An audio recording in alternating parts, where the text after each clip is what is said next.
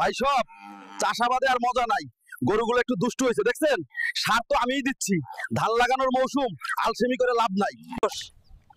আমি ধান লাগাবো, গল্প দিয়ে পেট ভরাবো না। আরে গরু ভাই, এত দৌড়াদৌড়ি করছিস কেন? আরামে চড়ে খা, তোদের আমি রোস্ট করব না রে। আরে তুমি এসে গেছো।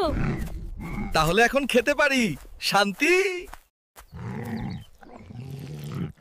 পাট ধোয়া সহজ নয় ভাই, আমার হাত ব্যথা, কিন্তু এই পাট ধুয়ে বাজারে ভালো দাম পাই। পিছিয়ে থাকবো নাকি? গরিলা বলে। এইটা আমার গরু, আমি এর নাম দিয়েছি প্রেমা। আমি মাছ ধরতে এসেছিলাম, কিন্তু মাছগুলো খুবই চালাক। যদিও আমি গরিলা, বুদ্ধিতে কম নই। এবার দেখাবো। আরে দেখো, আমি একটা গরিলা। বানরের আত্মীয় বে, গাছ বেয়ে চড়াই আমার জীবন দক্ষতা।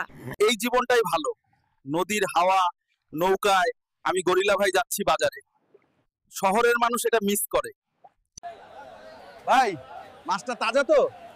আমার বান্ধবী বলেছে আজকে আমি এটা রোস্ট করব। যদিও আমি গরিলা। রান্না একটা শিল্প। এসো, আজ সুন্দর করে রান্না করে খাওয়াও আমায়। আজ তোমার সব পছন্দের পদ রান্না হবে।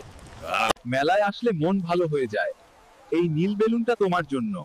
তুমি খুশি হলেই গরিলা ভাইয়ের ব্লগ হিট।